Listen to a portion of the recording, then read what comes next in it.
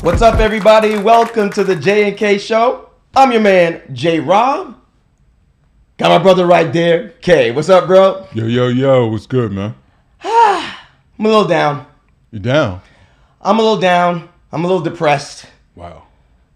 But I can't talk about why I'm depressed. As y'all can see, I'm wearing all black today. You're in mourning? I'm in mourning, correct. I can't tell y'all why I'm in mourning.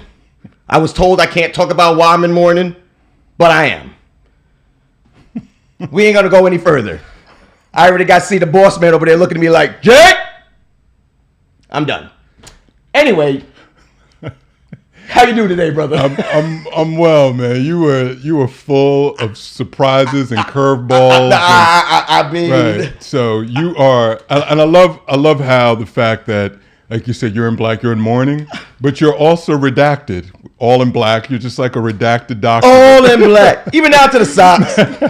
I'm all in black, and my underwear too, y'all. Right. You know, I can't show y'all that. Right. But yeah, I'm in all black, head to toes. Right. Yeah. Okay, man. So it's all good. But I'm happy that the weather's been great. Damn near 80 degrees today. Yep.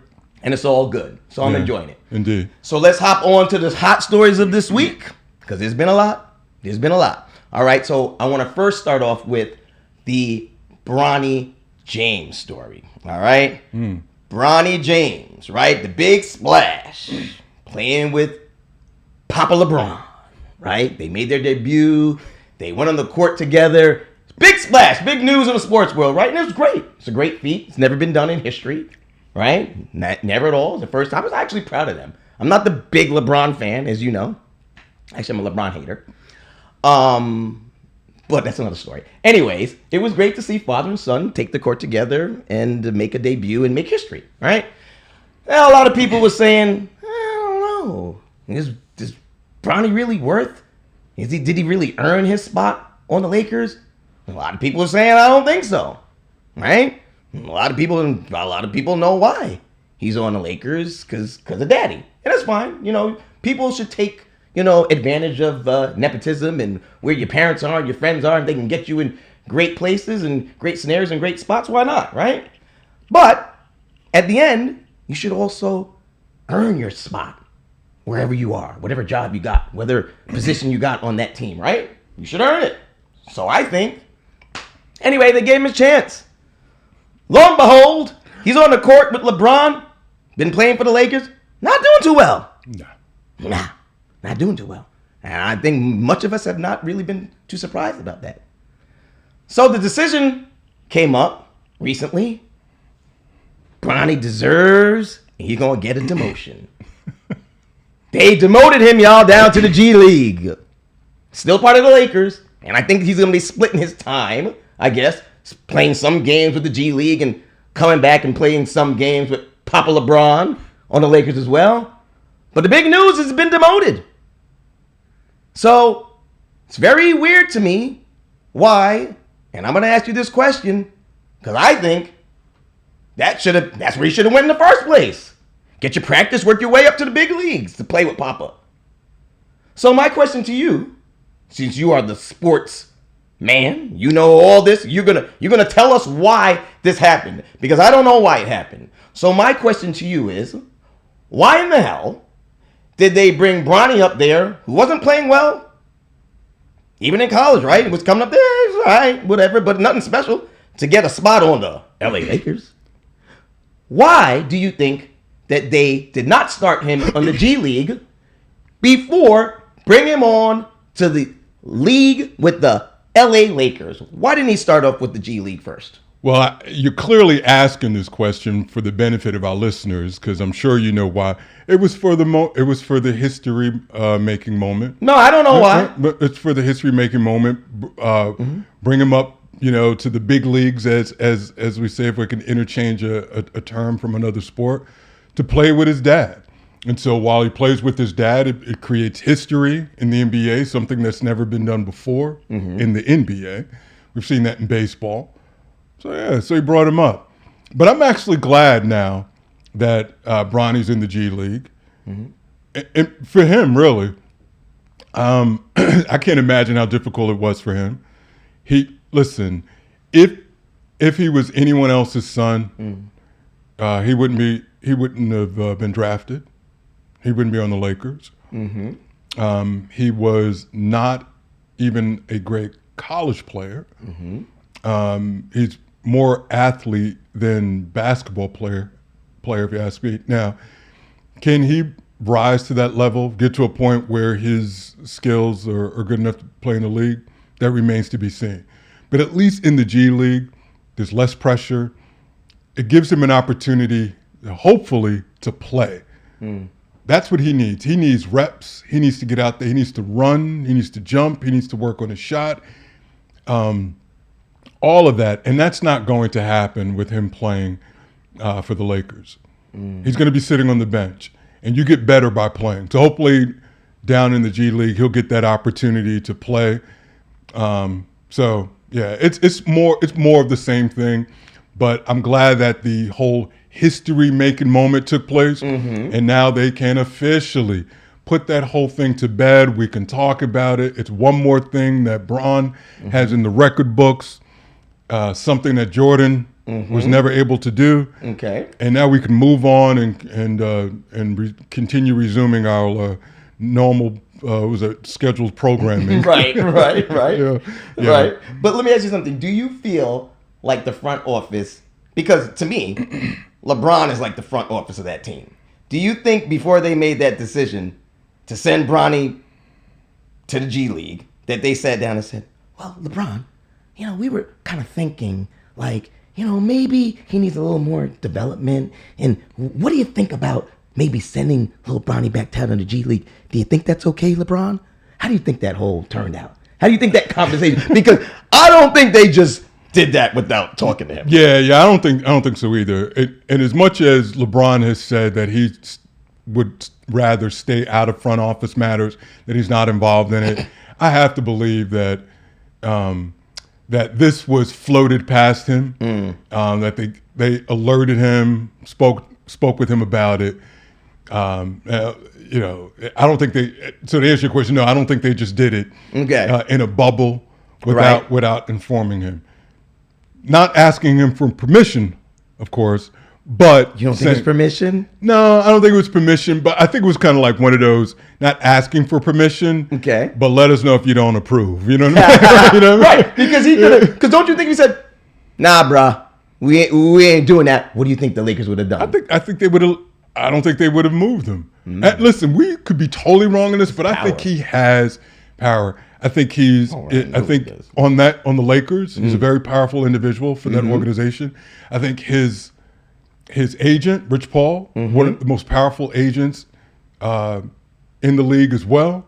So yeah, listen. It would be sports management malpractice if you're the front office of the Lakers and you don't float that past King James, right? You're gonna talk to King James about his prince, right? Right. So it's cool. I don't see anything. I think if you remove Bron from this and really just focus on Bronny, it's the best thing, man. It really is. And I'm rooting for the young man.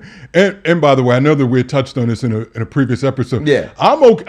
I had zero problem with how we got on the team. Yeah, man. We see that Nepo-ish all the time, so many different places. Why not see it here? I never have a problem with it. So, but now, at least this way you move him down in the G League, you can fill that roster spot with the Lakers with someone who really is trying to feed their family, who's worthy of it, and someone that can play at this level.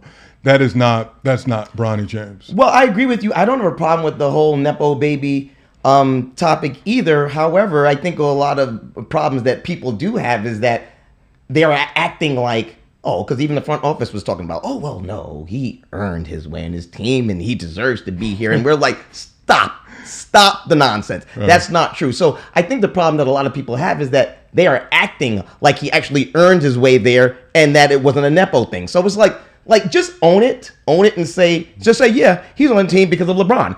I can respect that. You know me, like keep things 100. Yeah. So just say it. Yeah, no, they definitely try to Jedi mind trick us into believing that like our eyes are not working. Yeah, right. Like they were, like us as the layperson couldn't see what the professionals can see, and so I guess when they had the pre-camp or the camp or the whatever it is where all the players, I forget what they all a combine. Okay. They had the players combine. I guess he measured well. Had a high vertical. I guess he'd hit a number of shots in a row. But there's one thing you can test well, but you still got to be able to play. Right. Can you jump like that when someone's jumping with you? Can you hit that shot when someone's D'ing you up? Yeah. And I tend to think so. I've watched him enough. I watched him in hoops. As I like college hoops as well. So I've seen him enough. I think there's a little bit of I think he could stand to be a little bit more aggressive. I sometimes watch him and don't feel like there's enough dog inside of him. Yeah. Right? Like he needs to be playing with or training with like Patrick Beverly. Yeah, right. He needs like some of that Pat Bev in him, right? Yep. And that's where I see sometimes like he's athletically, he's gifted, right? And but he just doesn't have the ball skills. But I think even those can develop. But I think the biggest thing is he seems a little affable out there, and that's the part where I'm just kind of and in particular in that position that he plays, right? He's going up against. Generally, you see the best scorers come out of the backcourt. Okay. Right? He's a little bit smallish. Yeah. So he should have a little bit more of that Napoleon kind of attitude being there amongst those big players. Right. Like that's how tall is he? I don't even know. I feel like he's like, and it's a great because his father's like what, 6'7" or no, 6'8"? Dad's like 6'9", man. Oh, okay, all right, got it. Okay, right. 6'8", 6'9". Yeah. I think he's in that 6'1". Oh yeah, I guess he is short for the NBA. 6'1", something like that. Right. And so he's not even really like a true point guard. The way he plays, it feels more like a bit of a combo guard. Okay. And I just think if he hung his hat on being this defensive maven, just really locking in, getting up in your chest, like not giving a shit about anything. Yep. Pat Bev, right? Like just not making friends. Right. Like whatever. I'm going after the ball. You don't like me, mother made you, motherfuck you. Like I don't care. You know what I mean? Right. But it doesn't seem like he doesn't seem to maybe have that. Maybe he'll develop that in the G League. I think it's maybe the confidence thing, and plus who his daddy is. He's probably a little timid, and he's not quite sure of himself, not sure of his skills. He knows he doesn't have the skills like his father has, and that's pressure alone. And I bet you his daddy said, because I think his first points that he scored was against his dad's old team, right? The Cavaliers, and that was his first point. So it is good to see him out there with his dad and getting the opportunity. My only thing is own it, understand why you are where you are, and listen. I'm sure he knows, his dad knows, everybody knows, but I guess speak it up, own it. It's all good. Yeah. Well, I'm looking forward to seeing his development, right? Because I think the ceiling's high for me. I don't know if he'll ever be this all-star, but he very well could be a serviceable player. Listen, if he doesn't make it, it's only his fault. And do you think people are harder on him because of, like, anybody who comes up, they're not going to have the spotlight on them? So you can see where, or do you think that he has way more pressure on him than the average player just coming into the NBA or the G League or anything like that? That's funny, Jay, because I've often felt like he's got a lot of pressure on him because of his dad. I think that's just baked in. But I also feel like sometimes when I'm watching it, I don't feel like other players are really going at him the way I've seen them go after. Really? Why do you think that? I think because of who his dad is. Not and to be clear, I don't think from a fear thing.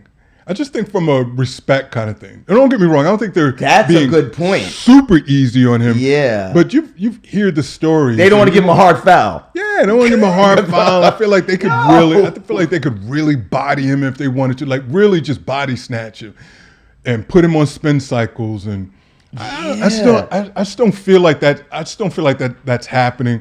That's an interesting point. And that's not good. Well, no, it's not good. But this is why I think once he goes down to the G League, these are people, players that want to make it up to the big team, to the big league.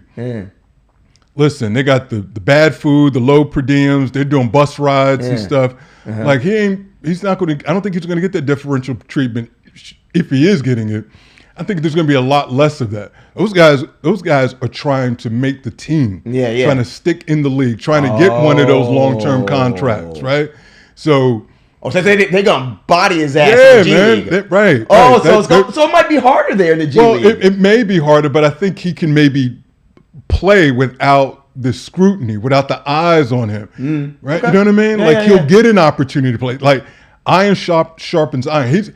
If he stays in the Lakers, you're going to be sitting on the bench. So he's definitely not going to get better. Right. So if he goes down to the G League and he's going head to head and those players are a bit better, well, that's going to help raise his level of play, right? Versus sitting on the bench and, with your uniform on, with your warm-ups on, watching, with the best seat in the house, right? Watching the game from the first row. So this is good. But you think Dad talked to him? Mentally speaking, being demoted to the G League, how do you think that is affecting him mentally? And do you think Dad spoke to him and said, "It's gonna be all right, son"? Yeah, whatever? I think Dad. Listen, I got a lot of I like LeBron, man, and I just feel like he's like I like LeBron's knowledge of the game. I like his sense of history for the game. And I think he knows what matters. And that's why I said this was, now that the whole history-making moment took place, now it's about basketball. Okay. Right? And if you're LeBron and you're saying, hey, how many more seasons do I have? 1, 2? Especially now that this is taking place. Right. And they look like they're not in the championship mode. How much longer do you need to play? 1 or 2? So you want to make sure that before you leave, that Bronny's on solid ground by his own work. So you gave him a great foot up on the competition. You did your part. You got him there. He's going to now have to do his part, because if not, once Dad leaves, they're going to cut him. Right. He's going to be out of the league. Right. So it's like, listen, go down to the G League, improve your game, and then show people that you deserve to be here, whether I'm here or whether I'm not. So that's why I said if he doesn't make it, it's on him, man, because he's had every opportunity in the world, more so than many others get. So. That's true, and props to LeBron. He's 39 years old, almost 40, and he just scored 39 points the other night in the game. So he is still at the top of his game at his age. He's still playing at a very high level. I don't believe, though, after he's gone, that they would cut Bronny, though, just because of respect. I don't think he'll be cut. Yeah, just because of the name, I don't think so. But yeah, I mean, it's possible. Listen, he'll probably still have Rich Paul as his agent. Yeah. So, there's that part. But I just it'll feel different for him. Maybe he gets traded and he ends up in another city. It's all kinds of things could happen to him. Right. Yeah. Well, best luck to Bronny. All right, as his ventures down to the G League, but I know he'll be. Obviously in the Lakers as well, in the NBA and the regular and Lakers games as well. So hopefully his progression will keep progressing. All right. So best of luck to you, Bronny. All right. What we got coming up next, brother? Jason Kelce, man. Jason Kelce. All right. He's out there saying, "Keep my brother's name out your mouth." Oh, damn! Really? Yeah, man. Whoa! What are they doing to the track? Dude had a big old dust up. He was at a college game, Ohio State, Penn State. Jason's there. Okay. And so walking through the crowd, someone, overzealous fan or maybe an anti-fan, has some derogatory terms, a gay slur that begins with an F. And he said this to Jason about Kelce. So one thing led to another. It doesn't show exactly how it took place because there is some video footage. Wait, he said it to Jason? Yeah, about Travis. Using the F word? Yeah, using the F word, man. Call that to Travis. Yeah. But saying it to Jason. Yeah. So one thing leads to another. Jason gets a hold of this fan's phone and goes all Hulk smash. That's right. And throws it to the ground. At one point, Jason got pushed because I think he was bending over to get the phone, and the fan pushed him. So he showed some restraint, right? He got up and he got in his face. He didn't put his hands on this fan, but he did get in his face and essentially dropped the F word, like, who's the F now? Who's Right. the F now? He said Right, like three right, or four right. times. Yeah. Nose to nose, face to face. Guy didn't do anything. Then he turned, and then some people got him, kind of broke it up, pushed it away, and Jason kind of walked off and everything. So when you see this, it's just like, whoa, because I couldn't help but think of Jason works for Mickey Mouse now. And can you go out there start dropping the F gay slur to people multiple times? Can you smash someone's phone? Right? Can you go nose to nose even if they talk to your brother? So my question to you is, if you're Jason, do you carry that because they were talking about your brother and step to him and just risk it all? Or do you adhere to all of the sponsors and everything else that you have going on and fall towards sticks and stones, break bones, names, never hurt me, and just keep it moving? Well, I mean, listen, in that situation and at that time, and you and I always talk about this, I am J-Rob, right? I am who I am. I'm not where I work, whether it's at Disney or wherever the hell I work, right? I am me. My family is my family. And at that particular moment, you're not thinking about, well, I work at Disney. That's nowhere in your mind. The only thing that's in your mind, and the only thing that went into your ears and into your brain bank is that he's talking about my brother. Like, you have to be there. Listen, you can talk any way to your brother, your mother, your sister, your friends, whoever you want to, right? But when a stranger comes up and talks about your brother like that and drops that kind of word, it's an automatic thing where you just, boom, like you're not even thinking at that time, right? Now, to the other part of your question, I think that you're asking, is it a smart thing to do something like that? Probably not. Probably not. I would say not. It's definitely not. However, in a moment like that, you just snap. And you have to defend your brother and defend your name and just, listen, I'm just saying, I'm not out there saying that you should tag. I'm just saying, I can see why. I can see why anybody would do that. You have to defend your family. There's no way. Listen, you would do that for your family. I would do that for my family. We would all do it. He's a human being, just like we are. He puts his pants on one leg at a time, so it is what it is. So I think he did the right thing. He stepped up. He defended his brother, and he will let the chips fall where they may and forget about Disney for a second, because you were born a Kelce, so you rep and always stand up for the Kelce name. Let me ask you this. Do you think there's something to be said for the fact that Jason is a recently retired professional football player? Yeah. Right? As sports leagues go, this is one of the more hostile environments as an away team. Going into these places, he has heard it all, I am sure, right? Especially because he's a champion, he's got a ring. And when you're winning, everyone hates you except your home team. I have to believe that he's heard far worse than that about him, about his brother, about his brother's girlfriend, his wife. We've seen Jason step to people before, and his wife has done that. I'm wondering how much of this is Jason, right? And it just so happens to be that this person was talking about his brother, but maybe this is a bit more of just kind of Jason's way. And if so, maybe there is a reason to have a conversation with them, right? Before it does get worse, before he doesn't have the wherewithal to not put his hands on someone. I'm just thinking along those lines. I like the fact that this wasn't actually pointed towards Jason, because I believe it was pointed towards Jason himself. I don't think he would have said anything, and I don't think he would have did anything. However, when you are, because listen, people can say anything about me, and I don't really give a shit. I'm like, okay, whatever, whatever. I don't really. But when you're talking about my lady, my brother, my sister, my mom, my family, you know, like that hits deep. So I think there's a big difference. And now, you know, the Kelce brothers, the New Heights, all this fame, it's way different for the Kelce brothers today than it was, say, even 3-4 years ago, right? They are at the height of their fame. They are making so much more money. And I know what you said, that he's probably heard things like this before.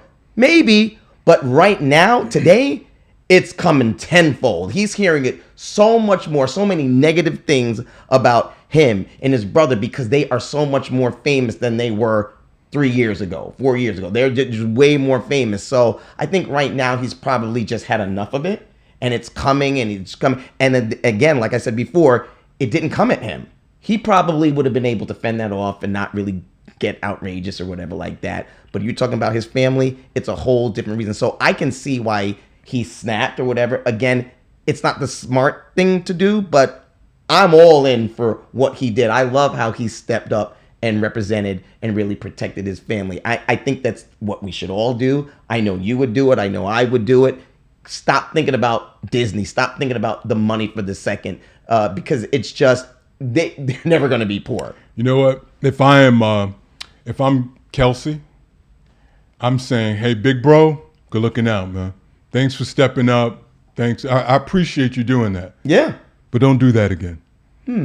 Don't do that again. Don't risk it. Don't risk all of that. We are not even as famous as we are going to be. And if people realize that they can get to you that way, set you off that way, someone's going to do it. Someone's going to look at a payday, right? Look to make a payday. He's already made millions playing the game for a long time. And now on top of that, we've talked about his $100 million deal as a podcaster. Someone's going to be looking for a payday. And if they know that they can push his buttons, because like I said, this is not the first time where there's been a blow up with him. People are trying him. So if I'm Travis, I'm saying, hey, thanks for stepping up. One, your safety first. So I don't want you getting involved in anything. And then I want you to kind of protect your assets. And if I'm his brother, I'm saying my assets too, because we're in the show together, right? We're doing a show together. Kind of stuff. And if that means, you know, Jay, if that means he needs to have security with him, right? Take the long route as opposed to cutting through where crowds and stuff are. Like maybe he, you know, as a football player, especially as an old lineman, generally people don't know who these folks are. Right. I've had friends that Jason, right? Yeah. I have friends that played. Friends that played in the NFL, and we go out and generally people don't know who the hell they are.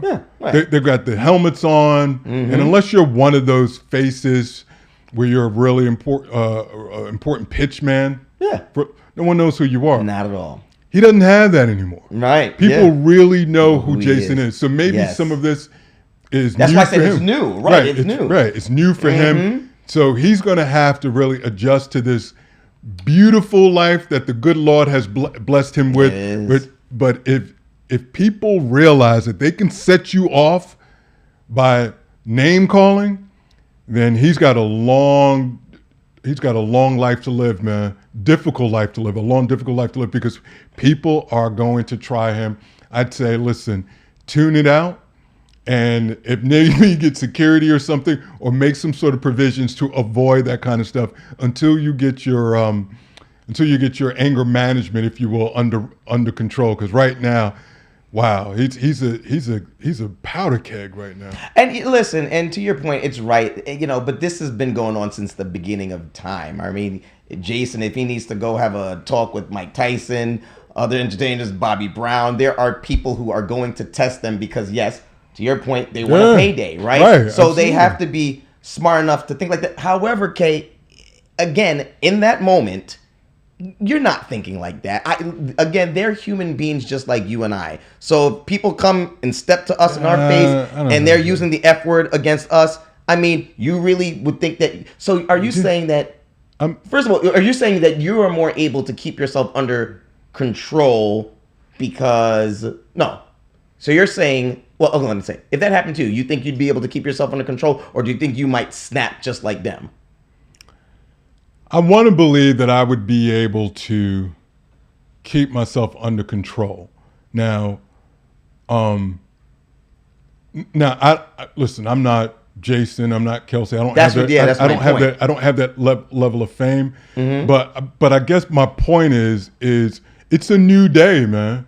Right? Like I don't have that level of fame. Hell, Jason doesn't have that level of fame. Like he's Right. not even used to that. Right? He's not even used to that. Right. So, so I get wanting to step up and protect the name of your brother. He probably hears it all the time, especially with who his brother dates.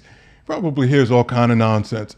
And he's a big brother, right? He's protective of his brother. Right. Like all of that instinctual stuff just kinda, shot out right there. Right, kicked Yeah. in, and so now it's just, as I said before, Hulk smash mode. Right.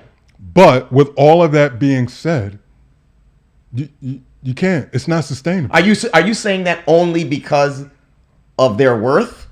Like, are you just saying, No. they should? Oh, No, I think all of it. I think part of it is because of his worth. I think his worth makes him more of a target. Right. I think it makes him more of a target because people are going to want to pay that, and they just want him to bump him. Right. Like I don't even think people will say something to him and challenge him. Not that people think they can kick his ass. They're willing to take that punch to the face. Right. If it's going to be a payday. right. Right, I don't even think it's even trying to beat him up. It's trying to get beat by him, right? It's trying to beat by him to get the money. Right. But I guess my question to you is: do you think? Are you more for them curtailing themselves and making sure they don't do that just so they can protect their money? Is that the only reason? No, it's not the only reason. I think also the main reason. Well, I don't know if it's the main reason, but it is I think that reason is what will motivate people. No, I know that. Right. So I would say since that is the reason for so match that. If that's the reason that's going to motivate people to step to you and to kind of create this chaos, then you should approach it with the same fervor. So you mean motivate Jason not to react? Right, to that. Because if you know what the motive is, right? Like it's really, listen, I think it's a different, it may not feel different, but it's different when you believe that, they're just only doing that to get a payday. Somebody's just doing it because they're trying to come up. Versus maybe that person really did have an axe to grind with Travis. Oh, really? Like, you got a beef with my brother. He probably didn't have a beef with his brother. Probably felt like maybe this thing will kind of set him off. But you're saying, in that moment, like I said, I don't think they could be thinking that smart at that point. They hear the F word and they're just going. They're not thinking. I know what you're saying, but they're not thinking like that. Right. But that's the rub, right? The rub is you've got to develop that part of you, so that none of that stuff penetrates you, affects you. Right? Listen, somebody's just yelling while you're walking past. As far as we know, he's just walking past, somebody's yelling. Like, I mean, that's what I'm saying. If someone puts hands on you, someone throws something, that's different. Right. If you're walking past and someone says, hey, your brother, and uses a gay slur, man, you got to keep it moving. Right. You know your brother ain't gay. Right. You know your brother's dating the number one singer in the world. But you're going to grab somebody's phone and break it. And you know what I mean? Yeah. Just aggressively grabbing someone's phone, depending on how you grab it. Next thing you know, somebody's trying to hit you with an assault charge. Right. Because you scratched their hand or you broke my finger. Wink, wink. All kind of, you know what I mean? Yeah. Just leave it. And then the other part is when the gentleman pushed him, Jason fell back. And then got up. When I saw it, I was like, I thought Jason was going to swing on him, but Jason got up and got in his face. Now the gentleman didn't back down or anything, but it does make you wonder, was he willing to put his chin out there? You know what I mean? I would. Maybe. Right. right. Yeah. Listen, so according to the news, they haven't found out who this guy is. They haven't identified, maybe because he had a hoodie and everything on. Right. Maybe he was about it. Maybe he was about that life, and it was like, I don't give a shit who Jason is. He can get these hands. Right.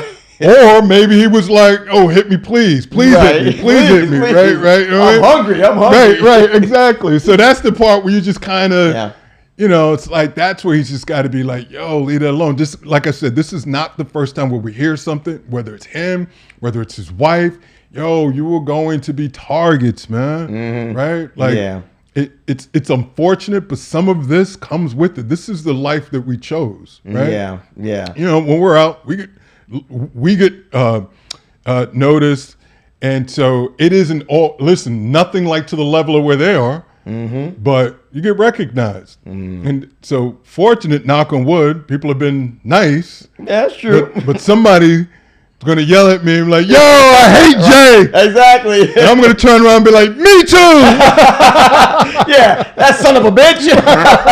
right. That's what Jason should have said. Yeah, he is an F word. No, that is true. And to your point, like it's what you said, sticks and stones may break my bones, but words should never harm me, right? Like, especially when you have that amount of money and that amount of fame, you could be hurt way more by that lawsuit and just getting your name out there. So I hear you. So he's got to get thicker skin. Indeed. The best advice. Best advice. All right, yo, I heard this other story that came out this week about Megan Thee Stallion. All right. She has a new documentary that came out, in her own words, it's called, on Amazon. And it's so crazy because, you know, the whole situation that went on with Megan and Tory Lanez, where he shot her in the foot, leg, whatever it was. It's been a whole story going on. There's been a big beef between, you know, her camp, his camp. You know, he's in jail now, and this whole big back and forth, whatever. So that went down. So her new documentary came out now. It's doing very well. And within this documentary, she actually admitted that she actually slept with Tory Lanez. And everybody was like, oh my God. Yo, a lot of people was probably thinking about that, right? Like, oh, did they have, what kind of relationship they had? Like, because no one really knew about their relationship or how it all really went down, right? She said he shot her and he's in jail and that's what it is. So she actually did an interview with Gayle King. And I think it was on CBS this morning, and it was back in 2022. Yep. And Gayle asked her, I guess, did you guys have a relationship? Or I don't know if she came point blank, did you sleep with him? And at that time, Megan said, no, they don't have any relationship. They didn't sleep together, nothing like that. Just come to find out now in this new documentary that she admitted that she did sleep with Tory Lanez. So now the whole thing is coming out. Everyone is up in a roar because they're saying if she lied about that, then what else did she lie about? So Tory Lanez attorneys is saying just that. She lied about that. Then what else is she lying about? This puts her whole character in question. So there's some new, so they're trying to do some new cases and stories. They're going to come out and try to see if they can maybe get him out because of this new revelation, right? So we'll see what happens in this whole lawsuit that's ongoing right now. So I guess my question to you is, do you think that number one, well, no, that's not the question. The better question is, just because she lied about this, and she admitted it now, right? What difference does that make, or does it make a difference to you in terms of her saying that Tory shot her in the leg? Does that make you believe her, or that story about Tory shooting her in the foot, any less believable because she lied about not sleeping with Tory Lanez? Wow. So it doesn't matter. Well, so I think in the court, I think in the mind, like the minds, or was it the court of public opinion? Yeah. In the court of public opinion, it does matter. In the court of legal ease, if you will, it does not. Because I guess I heard, despite the fact that she lied in the interview, she did testify to it in court. So she didn't lie while she was on the stand. Okay. That she did own up to that, but we didn't hear that, right? You know, because that took place in court. Okay. So I guess so she did admit to it in court. Yeah, that's my understanding. Okay. That she did. Okay. So despite the fact that she lied to Gayle. Okay. In that interview, so that's why I said that in the court of public opinion, not so good. It's not a good look. But she did own up to it in court. They were talking to Gayle, like, you know, some folks from TMZ caught up with, you know, those impromptu, and Gayle says she ain't got no problem with this. She, you know, Gayle is the consummate professional. She has been interviewing people for decades. She probably done heard a whole lot of bullshit. Wow, tons right, you know of what I lies, mean? right, yeah. And I think if Gail, you know what I mean, if Gail was probably in a truthful space, she probably would have said something like, I don't give a shit about what, you know, Megan said. Like people have lied to me before. But yeah, I don't have an issue with that. I'll tell you this much though. I wondered, and I feel bad for wondering whether or not it really happened. The shooting. Yeah. Like there was a shooting. It just seemed. Why? Why are you wondering that? Like, why do you? It just seemed like there was, for whatever reason, I think when I think back to it, it just seemed like there was just this multiple story, this slow drip of what happened, even with the people involved. And then the witnesses, it was like, to hear the witnesses, the people that were there, talk about what they saw, they might as well be looking at abstract art. Because I swear, it seems like everybody saw something different. Right. You know what I mean? Like, right. Yo, it was crazy. So it just, I just kind of wondered, like, yo, did it happen? I felt like sometimes I felt like there was this kind of, I ain't snitching. And, it was like kind of like some code. Let me tell you, man, I get the whole snitching thing when people want to talk about it. But that also to me is a street code. And I think some people try to live by this code, but they ain't in that life. Right. So somebody asks you what happened, tell them what happened. Right. So who are we talking? You ain't in the mob. You ain't banging, right? We're squares, baby. Right. You know what I mean? You got a regular job, right? You make music.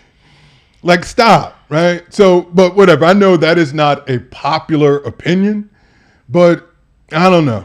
That's not an opinion. It's just a question that you have that's in your head. Right. Here's what I will say. I hope he's guilty. I hope he's guilty. I hope it's all true, and I hope he's guilty. I would rather him be guilty and be where he is than not be guilty and be where he is. Right, being an innocent man sitting in prison. Yeah, because I don't see what would be the purpose for her lying. So clearly they had some type of relationship, whether they didn't have to be boyfriend and girlfriend. Maybe they just had sex and they were sleeping together or whatever.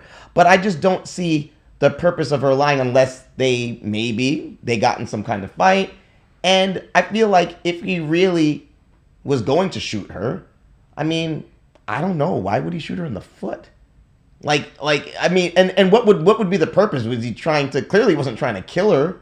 I don't know. I just don't see, I don't know. Listen, we know, you and I we've been in a situation with women we've probably been dating, and maybe there was a fight or something and they said things that weren't true. So I could see it's possible. But I think if you go to the point where you say that someone actually shot you in the foot and you lied about that's kind of taking it to another level I can't really see. Like Tory he's fighting like an innocent person, right? Like we've seen Diddy. We've seen a lot of people, everyone, get arrested and but after a while they seem like they kind of settle in, right?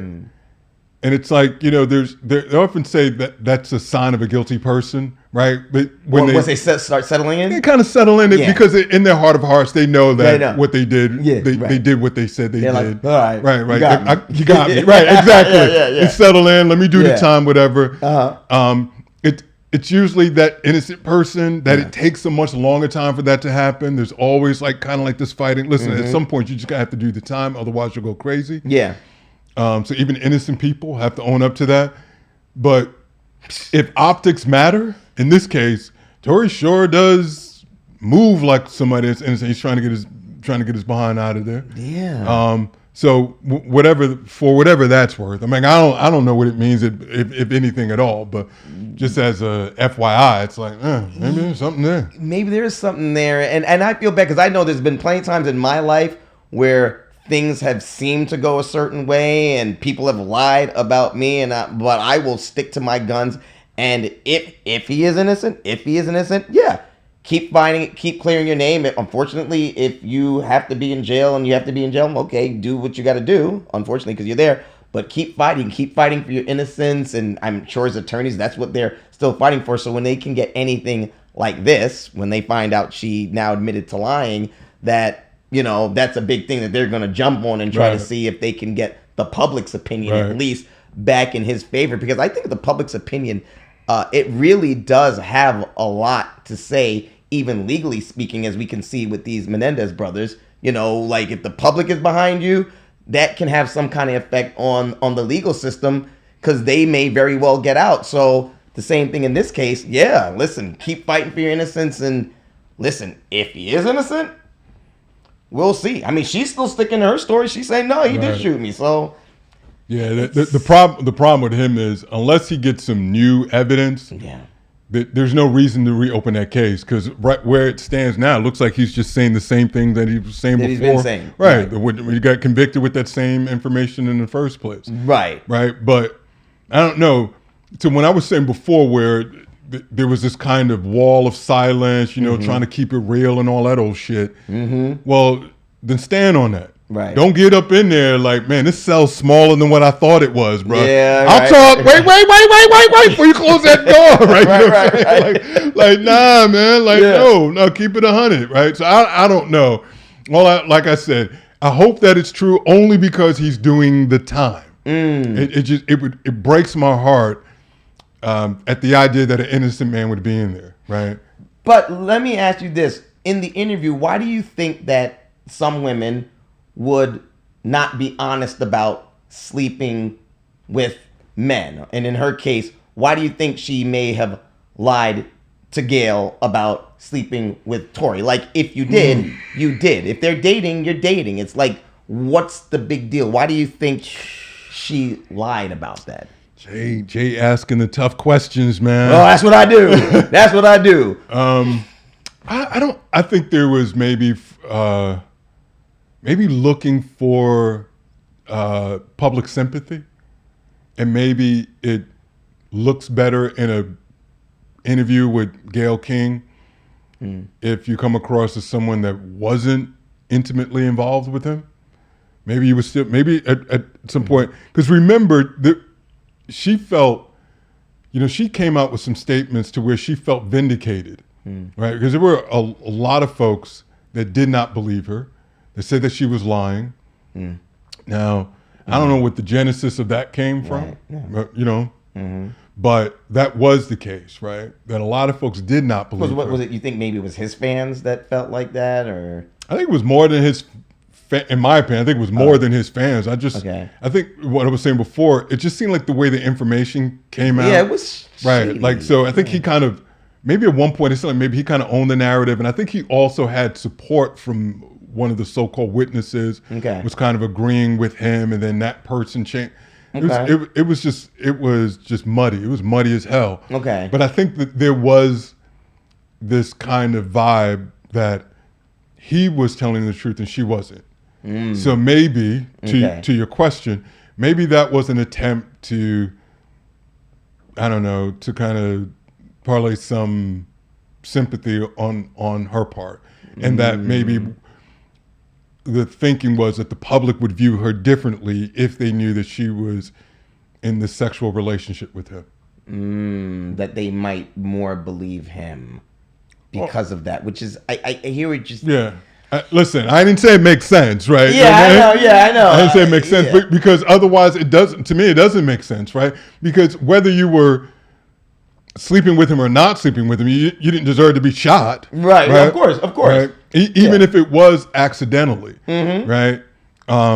As it was, you know, kind of like shooting on the ground, like dance, jump, right? That kind of thing, and it hit her. Yeah. But so I'm not sure, other than the fact that you were maybe looking for, as I said, some sort of public support, public sympathy, trying to change the narrative and bring people onto your side.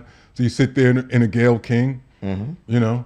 And I think generally speaking, just women in general, they don't think they like to admit that they sleep with men unless that is their boyfriend or their husband. I don't think they generally like to say like, oh yeah, he smashed. They just don't want to. It just doesn't look good. It's not very ladylike in their mind. But do you think that people didn't think they were together? I mean, I think that's why I thought that's why it was so. It seemed odd that they weren't sleeping when she said that they weren't sleeping together because I think we just all viewed them as a couple. Right. So why that's why it was very weird when she never said that she did sleep with him, because we're like, how could you not? Y'all were at least seeing each other at the very least. Right. So that's what people who see each other usually do. They usually have sex. So there's nothing wrong with owning it. Right. So you hear her saying that she didn't have relations with him. Yeah. And then Academics, remember, he had that whole clip and him talking about her and how some very unflattering things about her and her sexual proclivities and prowess. Yes. I was just like, wow. You're like, damn. Yeah, I thought Academics was going to get canceled behind that one. Oh, really? He was really saying, but listen, maybe there was something to it because there was no blowback or anything from it, not even from her camp. So maybe there was something there to it. Yeah, and ladies, ain't nothing wrong with admitting and owning you sleeping with men. Ain't nothing wrong with that. You could still sleep with men and you could still get shot in the foot. It can still happen. Both can happen. Both can be true. Don't worry about it. It's all good. Own it. Speak your truth, women. Speak your truth. So listen, at the end of the day, I just hope it all works out for both of them. And it's not a big deal. You can lie. And I'm glad that she owned up to it and she admitted it, and it's not a big deal. It still probably could have happened. No ill will towards her. Not on my end. Not on mine either. Not on mine. All right, what we got next, brother? So the rapper Plies. Plies. Okay, we're going to keep it in the rap world, all right? Yeah, keep it in the rap world. Yeah. Rapper Plies, I think my man believes it is suing season. Yeah, no, he went after a whole bunch of folks because, according to him and his camp, for copyright infringement. So Megan, so right now everyone's bobbing their head to Wannabe, which is and this song's got Megan, it's got Glorilla, and the remix actually has Cardi B. Oh, okay, all right. Plies hears this song and said, "Yo, that's my beat, dog." So he sued all the artists that I just mentioned, record companies, distribution companies, production companies. If you were standing in the checkout line just humming a few bars of that song, you got a lawsuit coming to your ass, bro. Right. You were served. You were served, right? Right. There's two kinds of people. Okay. Ones that have been served and the ones that haven't been served yet. Right? Okay. Ours is coming in the mail soon? Right. Okay, all right. Plies is coming for you. Right. But hold on, right? So we get another, was it Lil Ju, I believe, who produced the song, came out and said, "Nah, dog, nah, you're wrong." Because the song was originally done for Soulja Boy, from my Dougie. So that Dougie song used the same track, and he's like, and I gave them credit for it. That song came out in 2006. Yours came out in 2008. So you can talk to Big E because he produced the original one. Oh, so I don't know. So do you think that this is Plies' attempt at a money grab and just kind of throw something out there? In many cases, these lawsuits, people settle. Whether it's true or not, they kind of settle just to kind of get out of it. Do you think this is a money grab on his part? Or do you think he genuinely thinks that the track is different than what Soulja Boy used and believes that that's originally his and he's well within the right to sue them for the song? Yeah, I believe that, and he may have not known about the what did you say in 2006 about the Dougie. I don't know if he knows about that, but I do believe that he believes that is his original song. I mean, you see this happen so much in music where you have these songs that are so similar, and then they'll say, "Oh, well, this was my song," and then you'll hear both tracks played, and you're like, "Well, I don't really hear it." Or sometimes, yeah, it could be similar, but I've always wondered in these type of situations, how does one prove, even if a song sounds somewhat similar, how does one prove that this was my song, right? Like I've never, and I'm not an attorney, so I don't know how this whole thing works, but you know, if you believe that this is your song and it's different enough, then it's your song, and you feel violated because you believe that these other artists took your song and you want to get paid for your work, your hard work that you put into this song, and you are definitely within right. Now, I'm sure when you're making this music, I'm sure they have copyright, so I'm sure that the song was copyright and all that good stuff on the legal terms. So I'm sure he has a reason to sue. And listen, a money grab? Listen, again, if you feel like you were ripped off, then yeah, you should go after your work. Even forget about the money for a second. It's just on a principle thing for me. I think if you stole something from me and it was worth a penny, I'm still going to sue your ass because I feel like you wronged me, right? So now in these cases, if it has a lot of money behind the case, then hell yeah, why not get a lot of money if I'm due a lot of money for it? But I don't think the first thing in their mind is the money. I feel like they were robbed and they don't want this wrongdoing done upon them, so they want to fix it. And a lot of times you have to take it to court and, you know, and just make it right and get paid for it at the same time. So I don't think it's a money grab. Is money good? Of course it is. But I think it's more about they don't want to be done wrong. Yeah. Well, I'm going to say this. I'm gonna get Doc's opinion on this real quick because of Doc's in that space. So I'm gonna get his feeling on it.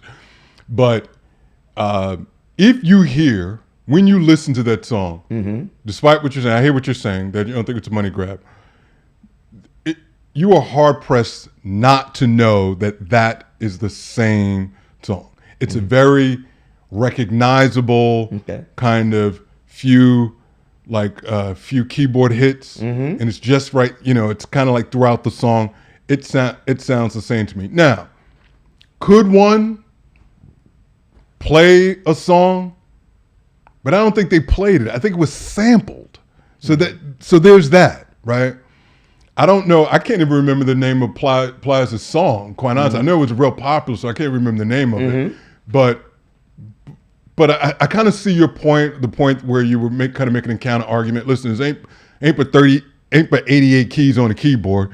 At some point, somebody's gonna play the same shit. Right, exactly, right. But I get that. But with that being said, man, when you hear it, you're just like, fam, come on, fam. Like you, Soulja Boy had it 2 years before you did. Okay. Doc, what I'm gonna ask you, Doc, what side of this are you leaning on? Are you down with Plies and saying this is my track, or is it kind of more like this dude is reaching? Because when you hear it, it's kind of difficult to think that he didn't know that song was that music was used even prior to him using it. Listen, first of all, if he's suing Soulja Boy, why he wait so long? I mean, that's a great point. This is what, 2008, and it's 2024 going on 25 in like another month and a half. Like, he should have sued Soulja Boy way back when. Like, I don't see that. You know, why would you do that? But to answer your question, like, great point. If it clearly is Plies, quote unquote, song, like it's what Megan and them are rapping on, like it's undeniable. But you know, that's what people are doing now. Everyone's borrowing from everyone else now. It's like not, you know, that's what this industry is doing now. They're taking R&B songs from the 90s now and the early 2000s, and they're rapping over it. You know, the ASAP and the Baby did a couple of Ashanti songs, and you know, it's just what people are doing now. Was permission granted? Most likely, but I don't know, man. I hear him. Hey, it's my stuff. I'm not getting any money off of it. Where's my cut? Or I'm coming after you. yeah, I would agree with that, but So I guess the question is it his? If he lifted it from someone, like if he lifted it from Soulja, then it's not his. Right. But when you hear it, like the tempo has changed. It's the only thing, the tempo's changed a bit, but so it comes down to what's different then. Like you said, there's only so many keys on the keyboard. So what makes something different? I mean, if they're throwing the same melody, if I change you can change the beat, but you're listening to the melody. That obviously the lyrics are probably different because the lyrics are different. But so is that enough to make it different? The lyrics, if I change 2-3 keys, right? Isn't that enough to make it different? This thing they call mechanical royalties. Like if you're playing over something that someone else made, you're not actually sampling the song, but you actually play over what that song was. Then you have to pay mechanical royalties. So that maybe there's something for apply to it, because it's not, fully his song, but I don't know how you handle that. So I don't think Plies has this. My 2 cents. I don't think Plies has a case because Little Jew did give credit to Big E for the Soulja Boy song. So if Soulja Boy if the song sounds like Soulja Boy's, and which sounds like Wannabe, he could very well say this is where I got it from, which is what he's saying. Plies is coming out saying you got it from me. Essentially, that song came from me. They're saying no, we didn't. So it's not even like Lil Ju saying I made it up myself. He's saying that I got it from here. I'm giving the credit. So I'm not sure what Plies can say to that, because when you hear Wannabe and when you hear My Dougie, right, clearly it's the same thing. It's the same thing. Right. It's the same thing. And he didn't replay it. It is a sample. And he's saying, I got the sample from here. And if that My Dougie was released before Plies' song, which I can't even remember the name of that damn song. Okay. Mm-hmm. If that was done 2 years before that, then I'm if I'm a judge, I'm throwing that out of court. Right. Man. Right. Nothing to see here. And that's why I started off by saying maybe he's just throwing everything against the wall, maybe and trying to see if something sticks, because I'm hard pressed to believe that he genuinely believes that that's his song. And also, it's kind of hard to make an argument if your producer is saying, I got it from XYZ. What are you arguing about then? Right. There's no argument there. The producer's saying I got it from somewhere else. Right. So I don't get it. Well, as we know, you can sue for anything these days. So if it's really like that, then this case is just going to be thrown out. Yeah, it's going to be thrown out very easily. Then I would imagine it is. He was better off trying to get a check by jumping on that collaboration remix with them. Right, yeah. Like, can I drop 16 on this remix? Yeah, exactly. And then he got some shows coming up after that or something like that. He went the suing route, man.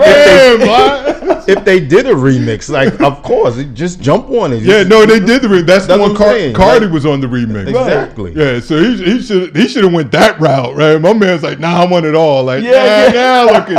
Damn, Plies. I mean, they sued. Everyone gets sued for this music. I forget who sued Marvin Gaye's family. They had a similar song with this song. Oh, that was Ed Sheeran. Oh, Ed Sheeran, right. Thank you, Doc. Yeah, it's the same thing. And I believe, who won that case? I can't remember who won that case. Ed Sheeran actually won. Ed Sheeran won. Ed won. Oh, so then Ply can win too. Well, I mean, listen.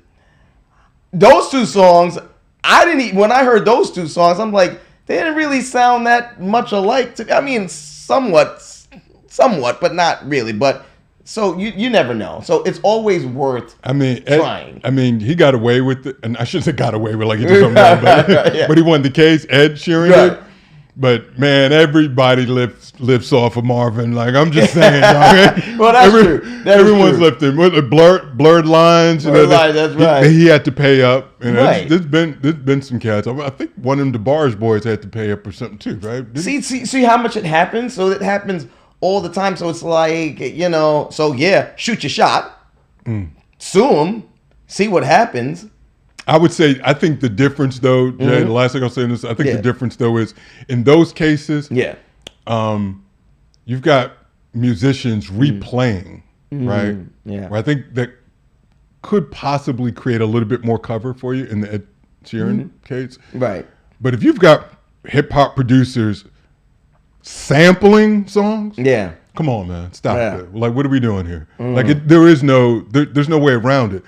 And if someone's coming out saying, yeah, I sampled it, because they have to pay the publishing arm that owns that song that you did, as a production company, you know who you got clearance from, right? You know who you're paying to use that sample.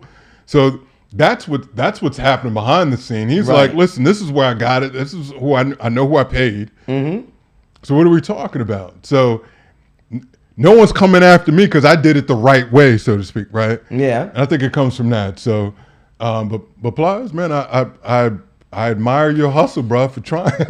What do you guys think about the terms of sampling, just generally speaking? Do you think it's a lack of originality in music, or do you think it's just a lot of these artists just paying homage to the old school artists? What do you think on sampling, generally speaking? No, I think there's listen, I mean, it's been going on for 50 years or so. But there's a place for it. I think it's great. I think it's when it's done well, it's great. I think it's, as long as, listen, when hip hop first kind of came out, but when it first came out, we were just jacking beats. Right, go in the store, go digging in the crates, right. Get an old James Brown beat or something, get a loop.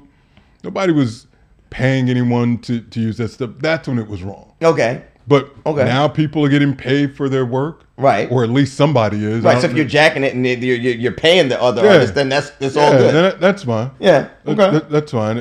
I'm glad that there are a lot of folks that have made careers for sampling, like Kanye West, right? It was the first person that comes to mind, right? Sure, right. So I'm fine. You're fine with it. As long as you're getting paid. As long as the owner of it is getting paid. Yeah. Right.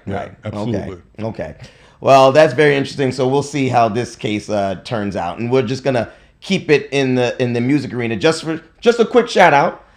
We got to give to Quincy Jones. Unfortunately, Quincy Jones, the beast in the music industry, died this week at the age of 91 years old. He was a giant, iconic. I mean, he gave the world so much great music, entertainment, TV, movies, everything. I mean, he was the man behind Michael Jackson and Thriller. I mean, amazing partnership he had with the King of Pop, Michael Jackson.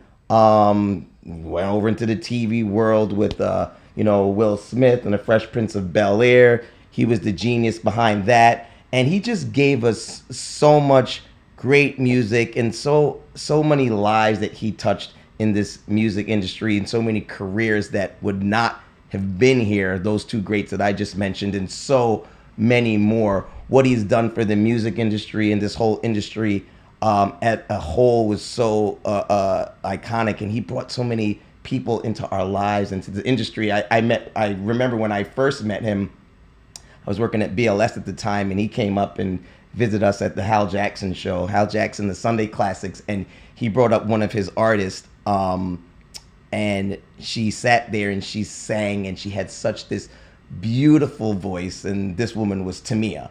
She sang her song, and he produced her music, and he brought her to them when she was very, very big.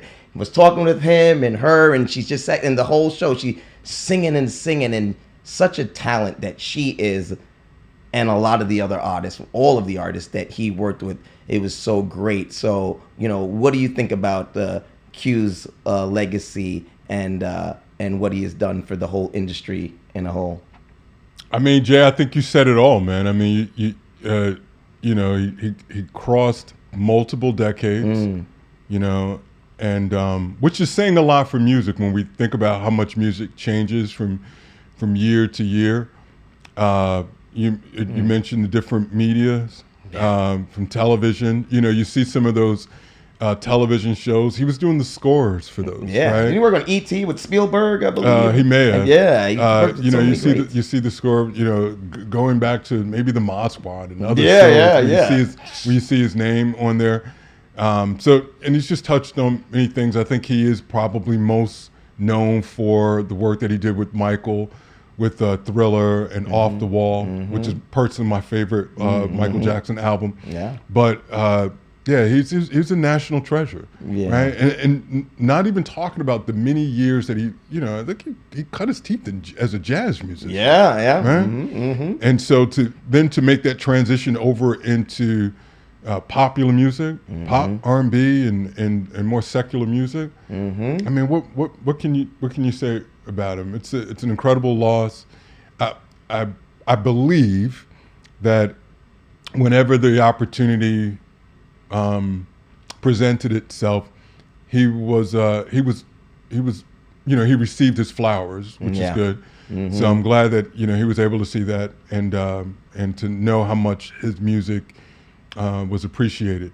You know, the one thing I will say that his name has come up with some things and off color a little bit. It's going to be interesting to see how that plays out.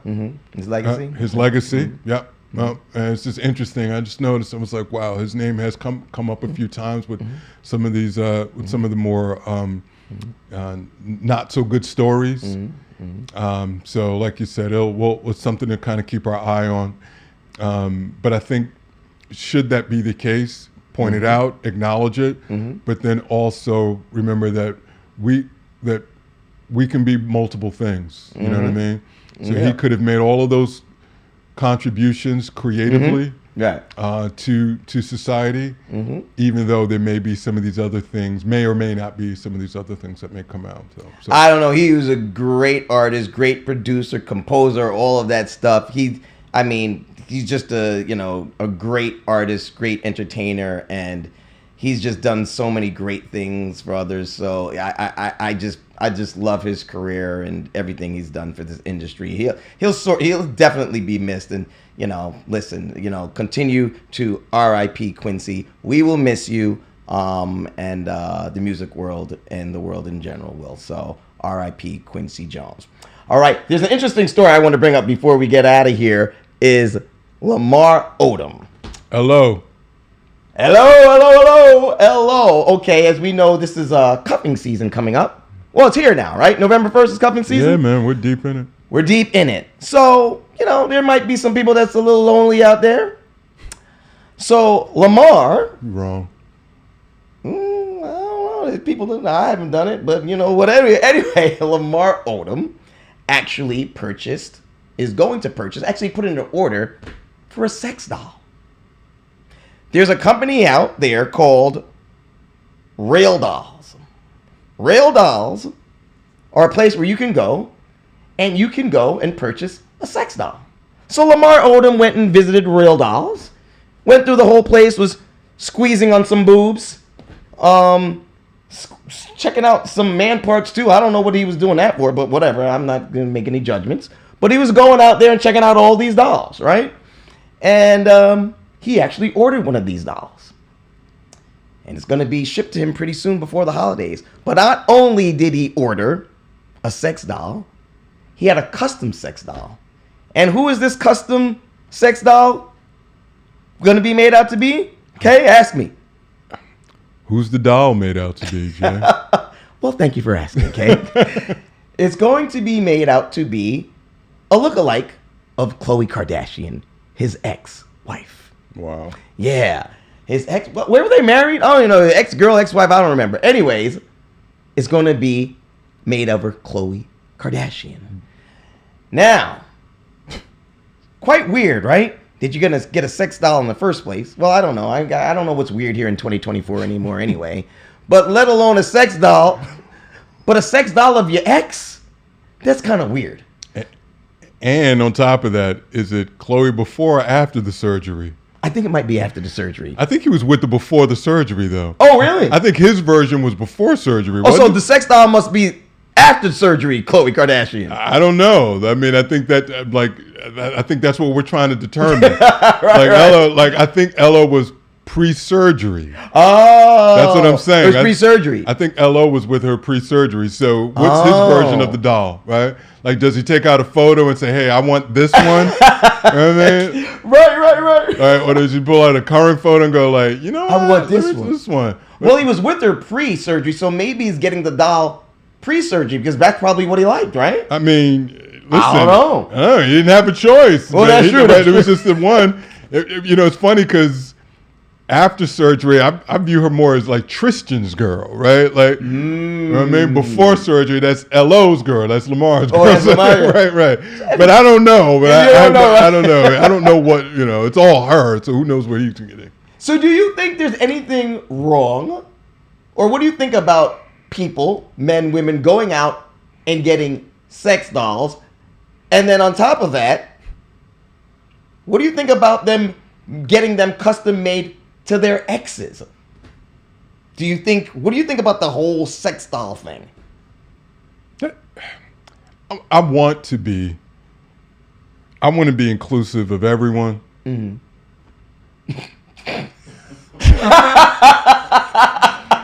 Why, Bobby? You even say nothing yet, and we laughing. But family, that shit is hella weird to me, man. Like, I'm gonna keep it a buck, man. That whole sex doll. I don't know. But maybe I'm the weird one, right? Like I'm not into. You are weird, but that's besides the point. Right. Thank you. Appreciate that. Right. But I've never been like listen, bro. I like to fuck real women. Okay. Like books, magazines, videos, tapes, latex dolls, whatever all that shit is. That makes you think about sex. That shit don't do it for me. Okay.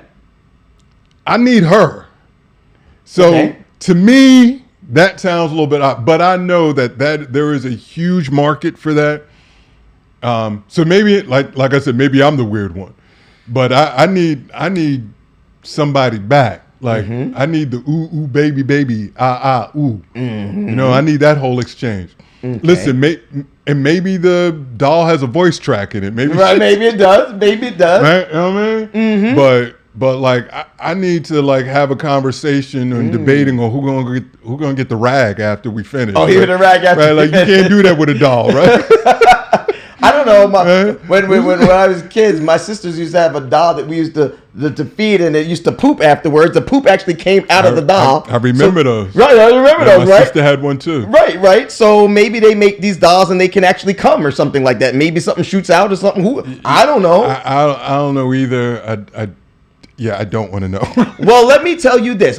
I disagree with you, Kay. I see a use for these sex dolls. Okay. As we know, I know you said you like to fuck and you like to fuck real women. Yes. I hear you. I get you. You want to hear the ooh and all that stuff. You want to feel all them juices flowing and stuff like that. You want to hear them talking to you and all that stuff too. But you know what these sex dolls don't have that some of these real women and real men have? Man, this is bad. What?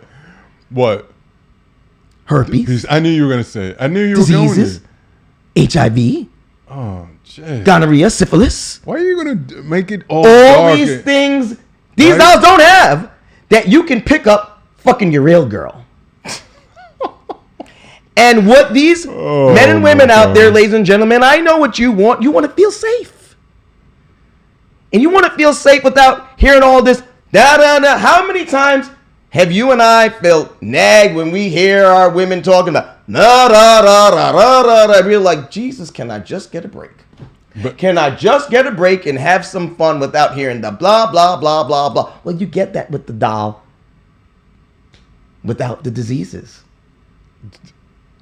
Listen, I don't even know where to go with this, man. You see what I'm saying, Doc? Doc, you feel me? You know what I'm saying? No, I don't know what you're saying. I just said it. How do you not understand what I just said? You and I have spoken many times, Doc. We've all spoken where you're scared of this. And with the sex doll, you don't have to put a condom on.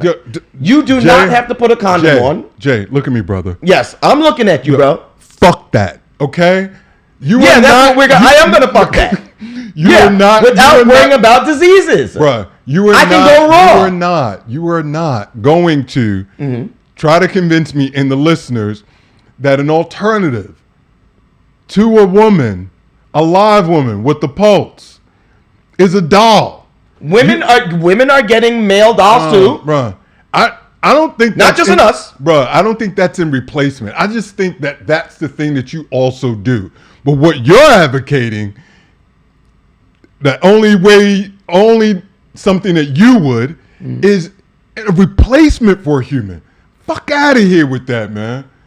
It's like a woman getting a dildo. Mm-hmm.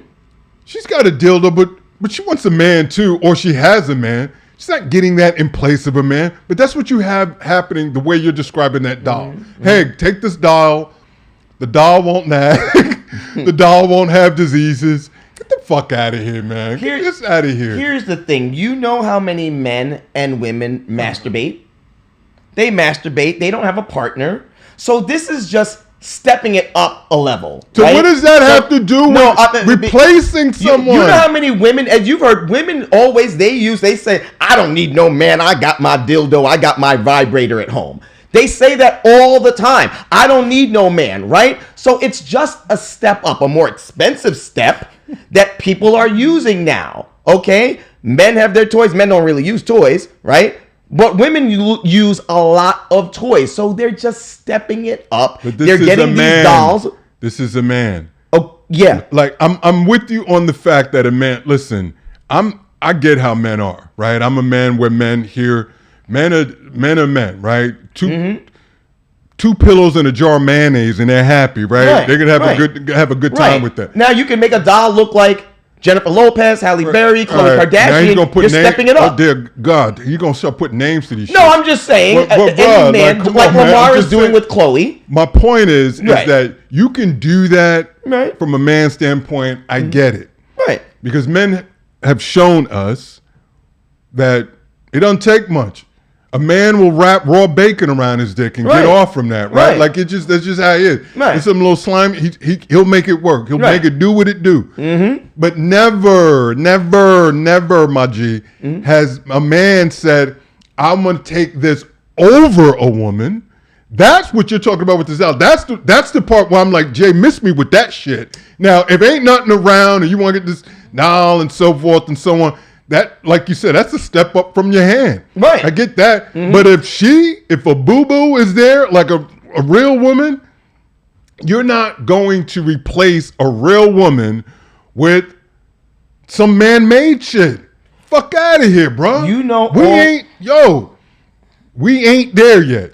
You know, we are not there yet. Mm-hmm. You need to shut the fuck on up with that shit. You know all the drama that. How much drama do I don't even want to hear that shit. Some men face from women?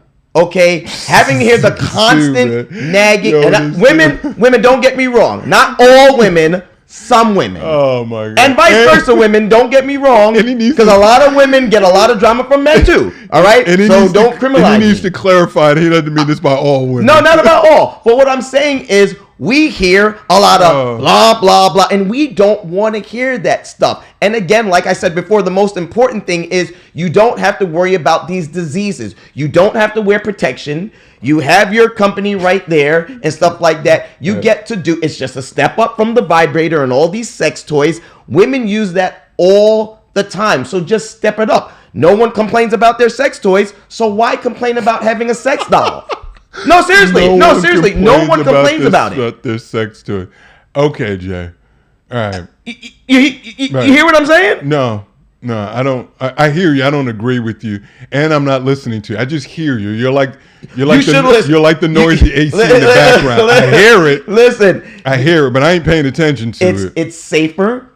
It's less drama. Right. And you don't hear the yin yang up in your ears. Yeah. That's all I'm saying. So's a glass of water, but I don't want to fuck that neither. So this is a step up from a glass of water. You know what I'm saying? It's the real thing. And I don't think there's anything wrong with what Lamar is doing. And I think that it's great. Do you think that Khloe Kardashian should feel any kind of way? Do you think that she would feel like yuck about this? Or do you think she should be like, oh, That's kind of nice. You feel like it's like a kind of a compliment to her, or kind of a yuck thing to her? No, I think she's fine with it. Listen, I think the idea of dudes rubbing one out in her honor, I think that's a part of her brand. I think they want that. In her honor?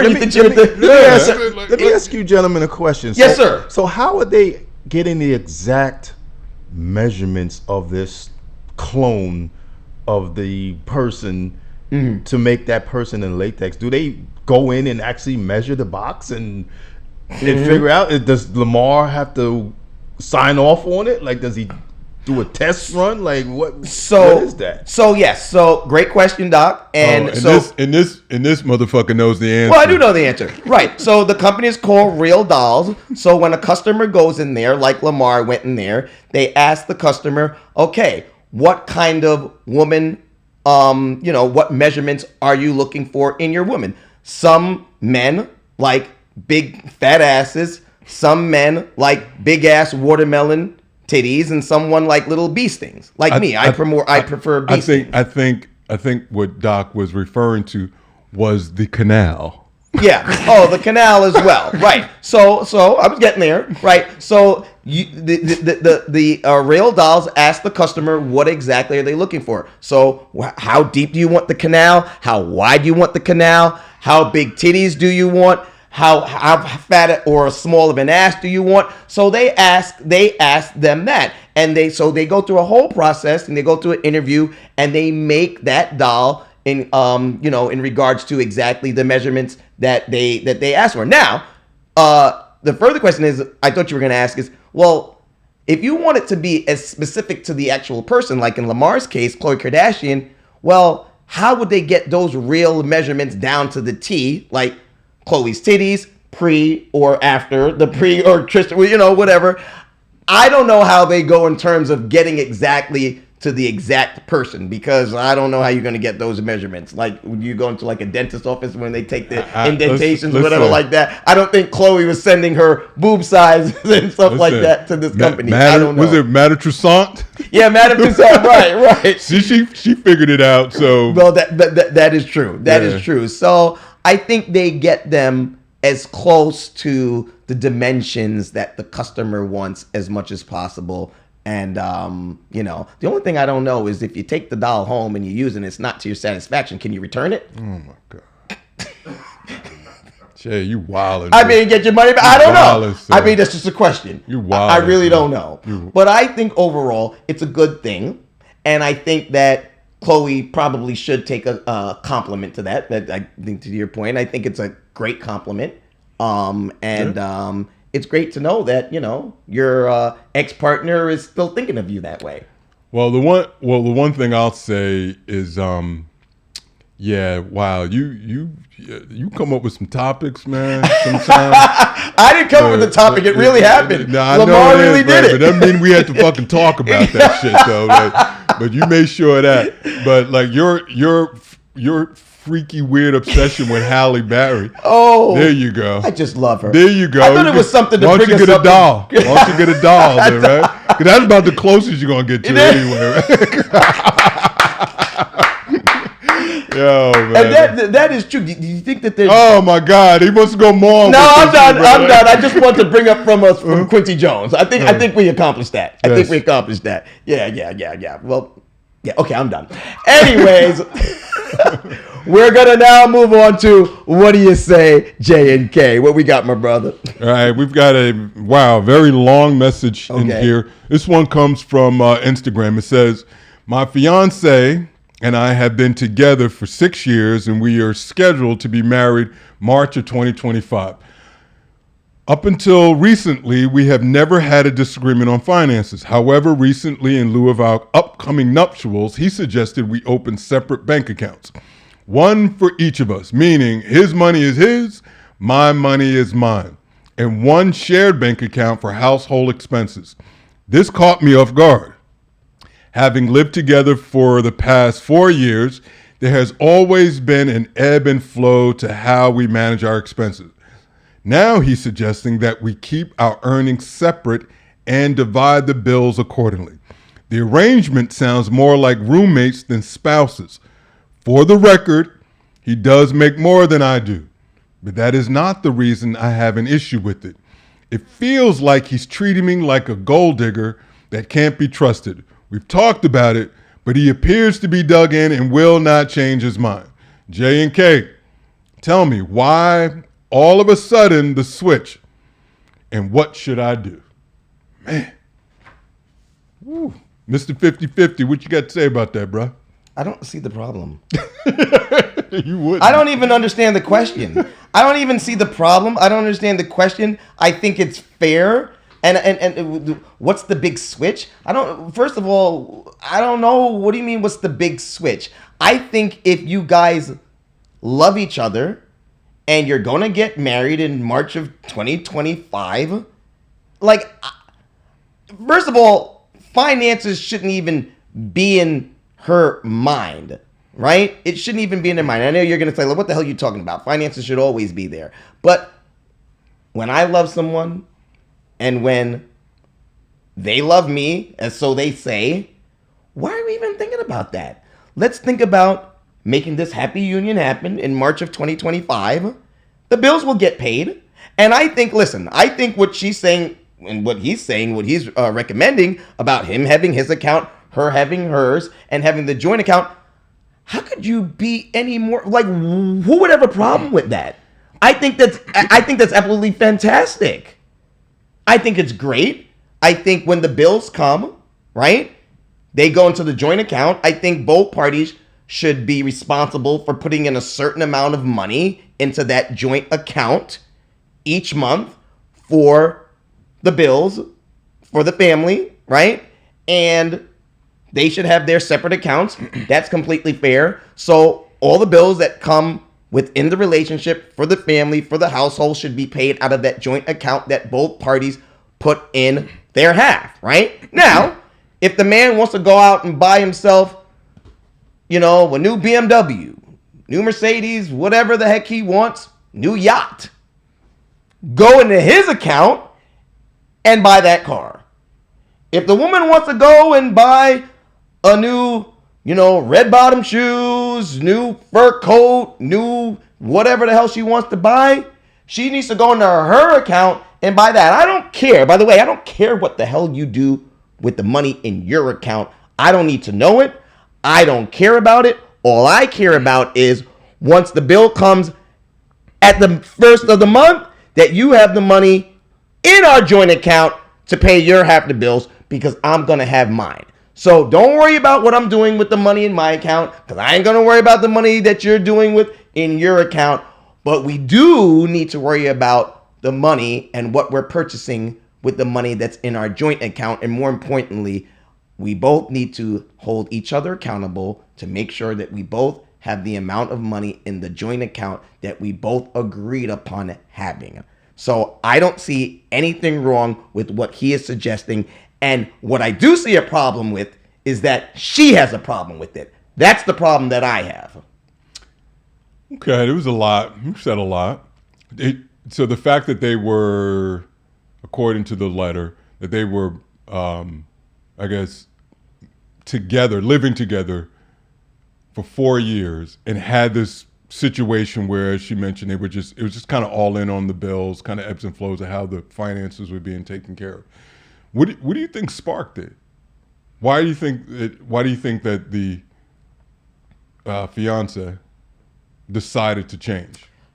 So I don't understand whether you see something wrong with it or not. I'm asking, what do you think sparked the idea in his head? Hey, we need to set this up. Well, what's wrong with preparing? And as far as I know, so during the course of the relationship, before this marriage date that's coming up in March, were they paying the bills equally, or when you say ebb and flow, just kind of winging it, like whatever? That's how she described it. Right. So now we're stepping to a new phase of our relationship. Now we're going from living together for 4 years now on to marriage coming up in March of 2025. Okay, so that's fine. So now let's get things a little more. Now that we're going to be married and we're going to, have new bills together, let's make this more of a formula here. Like, so there's no discrepancies, there's no arguments, whatever. And I don't like the comment she said, by the way, he makes more money. I was gonna ask you about that. That's irrelevant. I don't care, okay? Because if I'm making $50,000 a year and my wife is making $150,000 a year, I don't care. I am still paying half of the bills.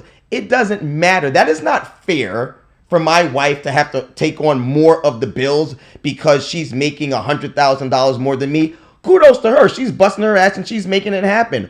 Why should she have to pay more of the bills? Is that fair? Do you think that's fair? Well, I think what determines that are the expenses, right? So the expenses, if in other words, if a couple has decided to live a certain lifestyle, the person that's making less may not be in position to pay half of that, but they would need to make that decision upon going into the circumstance. Right. So I don't know if you said half. I don't know if it's half as much as it's proportionate. Or what's agreed upon. Right. If it's proportionate to what your load is, then you need to take care of that. Right. So I don't agree with you about this half thing and all that other stuff. Well, and I see what you're saying in terms of it's proportionate to what you can contribute, but you know that going into it. Let me ask you this though, Jay. Now, because I was going to bring up the same thing where she mentioned, by the way, he does make more, right? Do you think she's being honest? Do you think that that's part of what's concerning her? Because if it's a case of your money, my money, or if all of a sudden, if I only have my money, now she didn't point out how much she makes, but if she doesn't make a lot of money, and now all of a sudden that she's got less to spend because it's not this pool of money together, you think kind of on the low that's kind of concerning her, bothering her, that she has less access to cash? No? She's a woman, okay? Ooh. So, not all, but especially in 2024, not all. I don't think it needs to be. I think just a few that you talked about is ready to kick your ass. It's a new breed of women. No, I'm just saying there's a new breed of women out there. And I know I have a lot of girlfriends that do very well for themselves, and their husband, their men do not know how well they're doing. And they stash their money away and they play poor. They play broke, and they want to be a woman. A lot of women today, as we talk about this, like they're looking for providers. And a lot of women feel that men should pay all the bills, especially, to her point, if the man is making more, right? So that's what they want, right? Listen, I'm sure Beyonce has way more money than Jay. No. Right. Listen, no. I'm not saying who makes more. I said she has more. No. Oh, so you know that? Well, it's all. I mean, none of us know that. It's all. If we go by what's being documented. No. I'm not talking about who makes more. I know what you're saying. I'm saying who has the third time you're saying you're acting like the microphones don't work in this motherfucker. So my point is, well, I don't know. Does it work? No, my point is, because you ain't hearing me. I hear you. So what I'm saying is, Jay, as the man, in society, he's expected to pay all the bills. For two reasons for him. Number one, he's a billionaire, right? And he's a man, right? Now, Beyonce, she's filthy with it, right? Most likely, and I don't know, y'all, but most likely Jay is probably paying all the bills because he's Jay, he's a billionaire, and he's the man, right? Beyonce, again, I don't know, but most likely, she's a woman, right? She gets to sit back. She gets to hold all that money right there in her account, in her solo account. She might put $5 in that joint account. Maybe. Make it look good. $5. Let me do my part. You know what I'm saying? But to answer your question, I think women, generally speaking, want the man to do his part and be the man, be the provider, pay all the bills, and be a woman. So I think in her case, that is what she wants and that's what she prefers, and she wants to be a woman. I think that's what it is. Yeah, I don't know if I'm not sure where this is. It feels like when we hear it, something ain't right.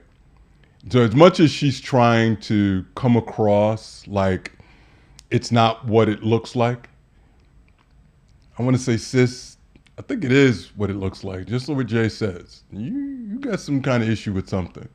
Because if this was about marriage if this was just about marriage and paying the bills, then you wouldn't have sent the letter saying, hey, what's what? It wouldn't feel any kind of way with you. It would click. It would be like, yep, that makes sense. Because you're gaining a husband, you're gaining a relationship, right? Nothing's being taken away in terms of the roof over your head or anything of that nature, and this union is coming together. And if he, as a man in this relationship, says, hey, here's maybe a better way, a more sustainable way for us to pay our bills and to prepare, to plan and prepare for our future. That's what I took from it. That's what I took from it. So what we did as a dating couple in a relationship is one thing. Oh, we're talking marriage? Okay, then we need to step it up. We need to move differently on this.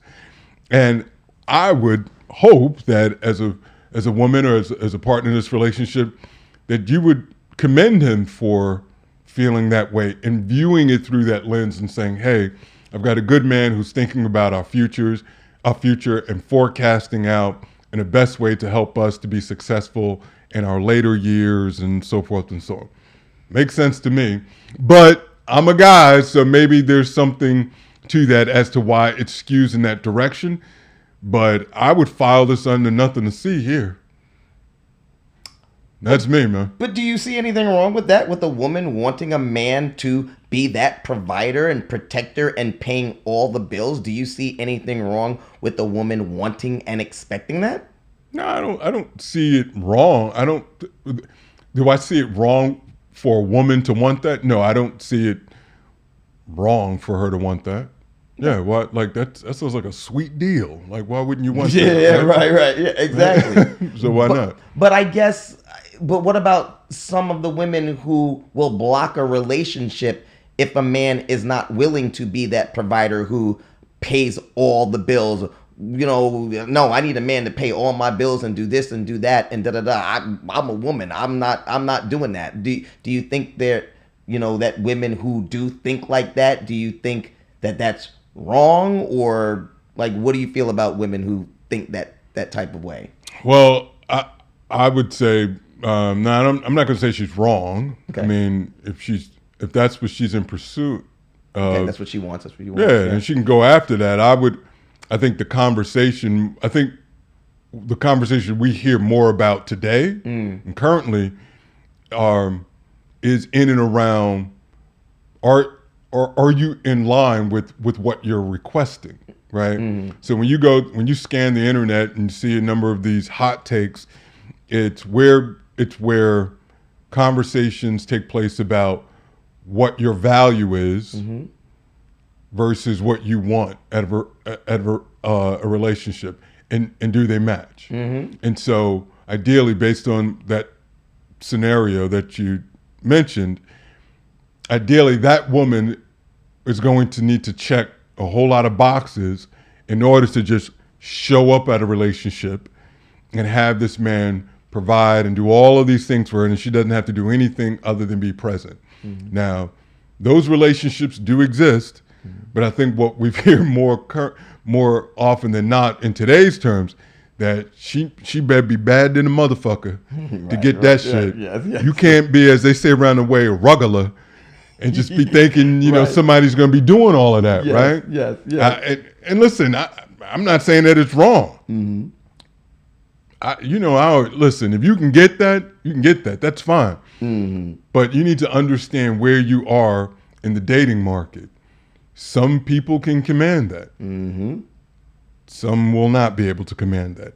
You just need to hopefully know that the calculus is correct, that you are one of those people that can command that. Because when the math don't be mathing is when you think you are. Yeah. and you ain't. Exactly. So, yes. right. No, I hear you. And the whole thing is I just wish that marriage and relationships in general, whether you're married, you're just seeing someone, boyfriend, girlfriend, whatever, I just wish the whole money aspect would be completely taken out of the whole scenario in this day and age, because I think that's just where it is. And I think it's so important to some women these days that that man can take care of them completely financially. And if that's not the case for some of these men, a woman will completely just ixnay him out. He's done. I'm not even going to rock with him. And this man could be a great guy, loving, caring, a protector, and be that everything. But just because he can't do that, or he's not willing to do that, they're like done. Now, again, that's her wishes, that's her demand. I just think it's very sad because love is not really the main thing anymore. And I guess it's never been that, but I'm just saying, it's just sad to me that that's the scenario. It just. I didn't know you were such the romantic, but all right. It's Jay Lover. There is no other. You didn't know that? I'm so glad I didn't. I'm sorry I found out. I got a whole rap and all that. I'll sing it today. I will. No. I promise y'all, I'll give you the Jay Lover rap one day. On the day, on that day, I hope I'm on hiatus. I'm going to make sure you're here. Well, all right. It's been fun, man. Indeed. So listen, good luck to you. Okay. I hope you work it out. It's just make it work. All right. Keep finances out of it. Keep love at the top of your mind, and respect. That's numero uno right there. Indeed. All right. It's been fun. We will be back next week. We had great time today. Some great topics, great stories. Make sure you follow us on YouTube, obviously, Instagram. Obviously, we're all over social media, and we have great topics and debates like this. So make sure you tune in next week. Until then, I'm your man, J. Rob. Got my brother, K. Be well, be good. See you guys next week on the J&K Show. Thanks for watching the J&K Show.